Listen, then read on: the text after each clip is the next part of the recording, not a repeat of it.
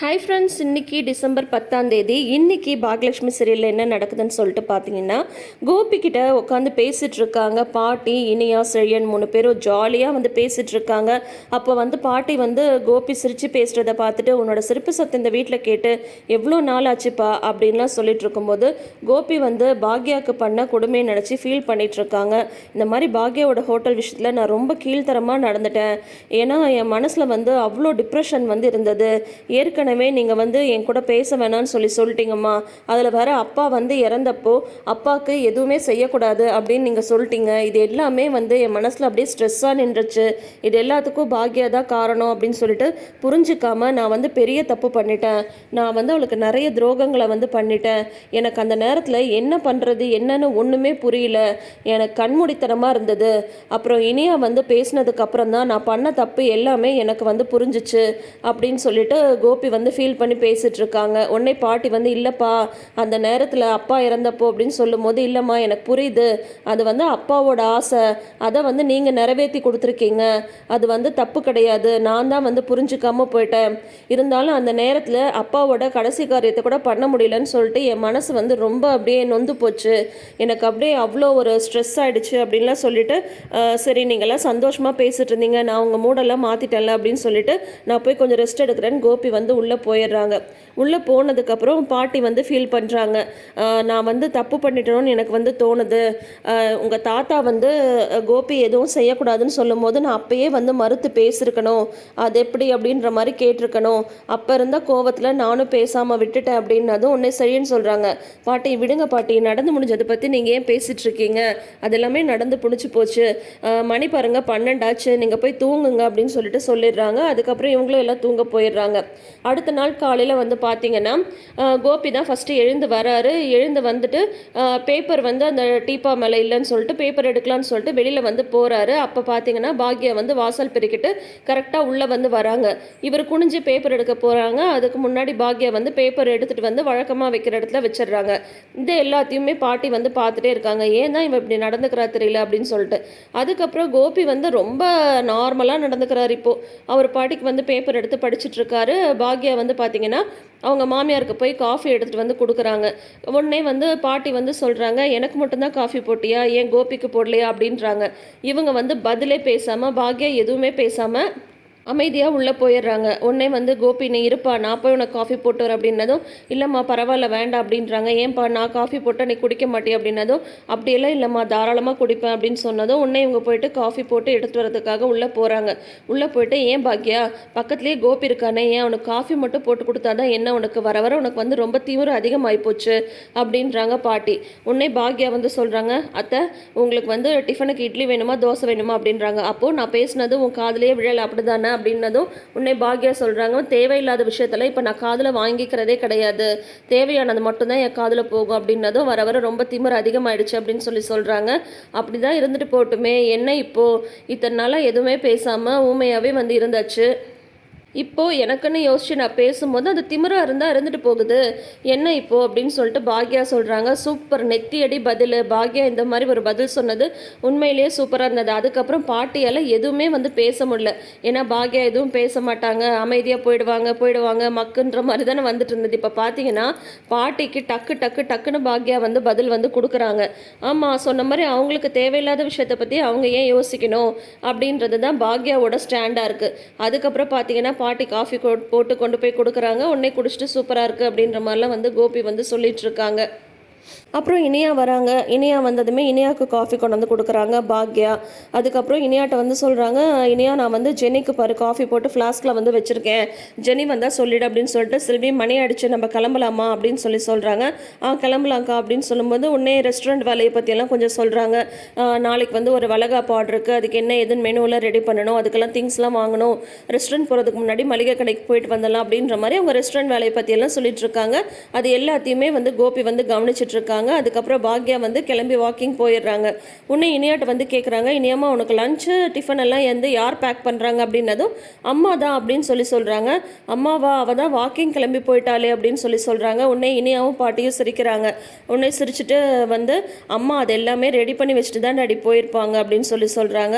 Ready பண்ணி வச்சுட்டா அதுக்குள்ளேயா அப்படின்னு சொல்லிட்டு கோபி வந்து கேட்குறாங்க. உடனே வந்து பாட்டி வந்து சொல்கிறாங்க, உனக்கு ஒரு விஷயம் தெரியுமாப்பா, எனக்கு இந்த வீட்டில் தெரியாத விஷயம் ஒன்று இருக்குது.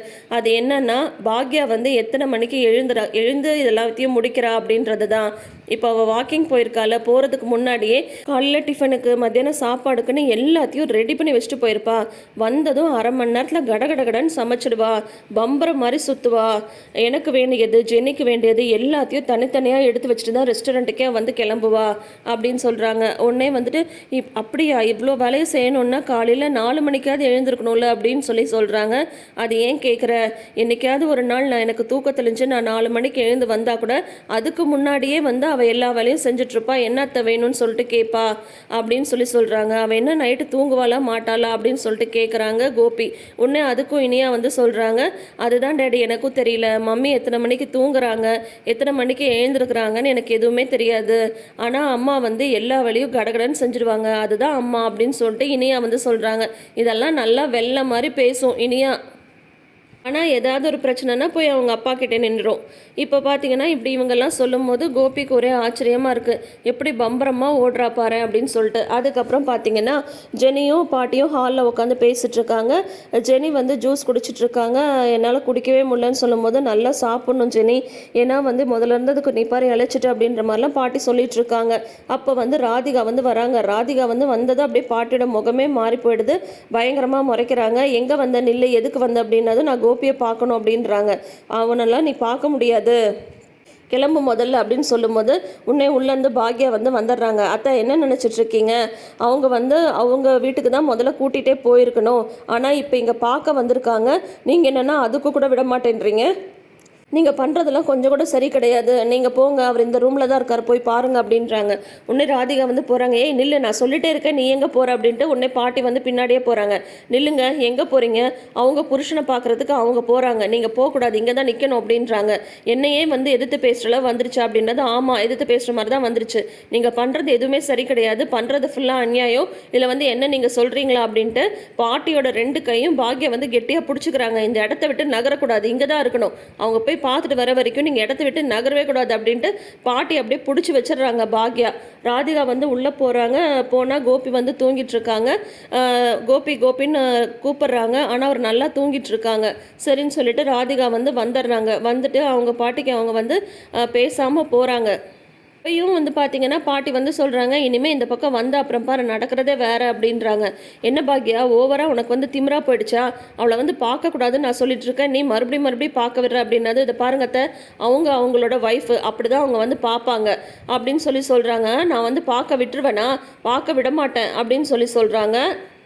அவளை வந்து பார்க்குறதுக்கு விட்டால் அப்புறம் அவள் வந்து கோபியோட மனசை மாற்றி கூட்டிகிட்டு போயிடுவா அப்படின்றாங்க. கூட்டிகிட்டு போகட்டும், என்ன இப்போது என்றைக்கு இருந்தாலும் அவர் அங்கே தானே போய் இருந்தாகணும் அப்படின்னதும் முடியாது, அந்த மாதிரிலாம் நான் வந்து அனுப்பவே மாட்டேன், என் பையன் வந்து எனக்கு முக்கியம் அப்படின்றாங்க.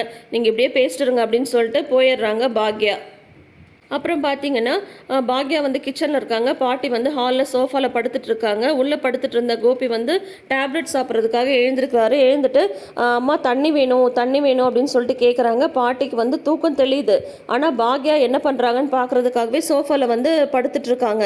உடனே இவர் வந்து கூப்பிட்டுட்டே இருக்கிறதுனால பாக்யாவுக்கு வந்து மனசு கேட்காம தண்ணி தானன்னு கொண்டு போய் கொடுக்குறாங்க. உடனே பாட்டி வந்து பின்னாடியே எழுந்து வந்து அவங்க 2 பேரும் என்ன பேசிக்கிறாங்க அப்படின்னு பார்க்கும்போது கோபி வந்து ரொம்ப ரொம்ப தேங்க்ஸ் பாக்யா, நான் இந்த தண்ணிக்காக மட்டும் சொல்லலை, அன்னைக்கு நான் ஃபோன் பண்ணதும் நீ வருவேன் நான் கொஞ்சம் கூட எதிர்பார்க்கவே இல்லை, என் உயிரையே நீ வந்து காப்பாற்றிருக்க, அதுக்கும் சேர்த்து தான் நான் வந்து நன்றி சொல்கிறேன்.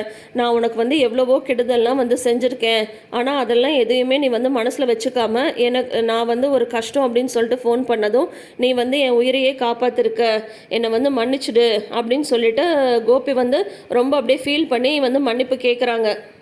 இதை பார்த்துட்டு பாட்டிக்கு ஒரே குஷியாயிடுது. செல்வியுமே வந்து இவங்க பாட்டி வந்து நின்றுட்டு பார்க்குறத பார்த்துடுறாங்க. ஆனால் பாக்யா வந்து எந்த ஒரு பதிலுமே பேசாமல் வெளியில் வராங்க. பாக்யா வரதை பார்த்ததும் பாட்டி வந்து பக்கத்தில் இருக்கிற சாமி ரூமை வந்து க்ளீன் பண்ணுற மாதிரி துணி வச்சு தொடச்சிட்டு இருக்காங்க. உடனே வந்து இவங்க தூங்கிட்டுலாம் இருந்தாங்க, இங்கே என்ன வந்து நிற்கிறாங்கன்ற மாதிரி பாக்யாவுக்கு வந்து தோணுது. அப்போ செல்வி வந்து கேட்குறாங்க, என்ன மாதிரின்னு வந்து சாமி ரூமை போய் தொடச்சிட்டு இருக்கீங்க அப்படின்றாங்க. இல்லை, ஒரே தூசாக இருந்தது, அதனால தான் துடைக்கிறேன் அப்படின்றது, நீங்கள் தூங்கிட்டு தானே இருந்தீங்க அப்படின்னு பாக்யா வந்து கேட்க, உடனே செல்வி வந்து சொல்கிறாங்க, நான் பார்க்கும்போது இதை தொடச்சிட்டு தான் இருந்தாங்க. இல்லைம்மா அப்படின்றாங்க செல்வி. நான் தான் காலையிலேயே தொடச்சிட்டேனே அப்படின்னா, ஆமாம் ஆமாம் நல்லா தொடச்ச பாரு, தூசே போகல அப்படின்றாங்க. உடனே பாக்யாவுக்கு வந்து அது சரியாக படல. உடனே வந்து பாக்யா போகிறாங்க, பின்னாடியே செல்வி போகிறாங்க. போ அப்படியே பின்னாடியே போ அப்படின்றாங்க. இது என்னம்மா புதுசாக இருக்குது, எப்பயும் அக்கா பின்னாடி தானே நான் போவேன் அப்படின்ட்டு செல்வி வந்து போயிடுறாங்க. உடனே சாமி ரூம் கதவை திறந்து சாமி கும்பிட்றாங்க பாட்டி. கோபி வந்து இப்போ நல்லாவே மனசு வந்து மாறிட்டான், பாக்யாவுக்கும் மனசு கொஞ்சம் இலக ஆரம்பிச்சிடுச்சு, ஏதோ இதனால் ஒரு நல்லது நடந்தால் சரிதான், எப்படியாவது அந்த நல்லதை வந்து நடத்தி கொடுப்பா அப்படின்னு சொல்லிட்டு சாமி கும்பிட்றாங்க பாட்டி. அதுக்கப்புறம் பாக்யாவையும் செல்வியும் வந்து கடைக்கு போகிறதுக்காக வராங்க. அப்போ வந்து செல்வி வந்து ஒரு யோசனையாகவே வந்துட்டுருக்காங்க. பாக்யா வந்து ரெஸ்டாரண்ட் ஆர்டர் பற்றி பேசிட்டு வராங்க. அப்போ வந்து செல்வி அதை கவனிக்காத மாதிரியே வர்றதுனால பாக்யா திட்டுறாங்க, நான் என்ன பேசிகிட்டு இருக்கேன், நீ என்ன கவனிச்சிட்டு இருக்க, எதையோ யோசிச்சுட்டு இருக்க அப்படின்னதும், இல்லைக்கா நான் வேற ஒரு விஷயம் நினச்சிட்டு இருந்தேன் அப்படின்னதும், அதான் என்னன்னு கேட்குறேன் அப்படின்னு சொல்கிறாங்க. இல்லைக்கா, வீட்டில் நடக்கிறது, அம்மா நடந்துக்கிறதெல்லாம் பார்த்தா எனக்கு ஒரு விஷயம் தோணுது அப்படின்றாங்க. என்ன அப்படின்னு சொல்கிறாங்க. அது வந்து ஒன்றும் இல்லைக்கா, அம்மா வந்து ராதிகாவை வந்து பார்க்கவே விட மாட்டேன்றாங்கல்ல, அம்மாவோட மனசில் என்ன தெரியுமா இருக்குது, ராதிகாவை அப்படியே வந்து கழட்டி விட வச்சுட்டு உன்னையும் கோபி சாரையும் சேர்த்து வைக்கணும்னு அம்மா மனசில் வந்து தோண ஆரம்பிச்சிருச்சு அப்படின்னு சொல்லிட்டு செல்வி வந்து கரெக்டாக பாயிண்ட்டை வந்து பிடிக்கிறாங்க. ஏன்னா எப்போ இந்த ஒரு இன்சிடென்ட்னாலும் ஃபஸ்ட்டு செல்வி தான் கெஸ் பண்ணுற மாதிரி ஆரம்பத்துலேருந்து காட்டிகிட்டு இருக்காங்க. இப்பயும் பார்த்தீங்கன்னா செல்வி வந்து கரெக்டாக கெஸ் பண்ணிடுறாங்க. இதை கேட்டுட்டு பாக்யா அப்படியே ஷாக் ஆகி நிற்கிறாங்க. அதோட இன்னைக்கு எபிசோட முடிச்சிருக்காங்க. ஸோ இனி அடுத்தது என்னெல்லாம் நடக்க போகுதுன்றது நம்ம வெயிட் பண்ணி பார்ப்போம். தொடர்ந்து எபிசோட்ஸ்க்கு நம்ம சேனலை சப்ஸ்கிரைப் பண்ணிக்கோங்க. நோட்டிஃபிகேஷன் பெல் ஐக்கானில் ஆல் சிம்பிள் கிளிக் பண்ணிக்கோங்க. தேங்க்யூ.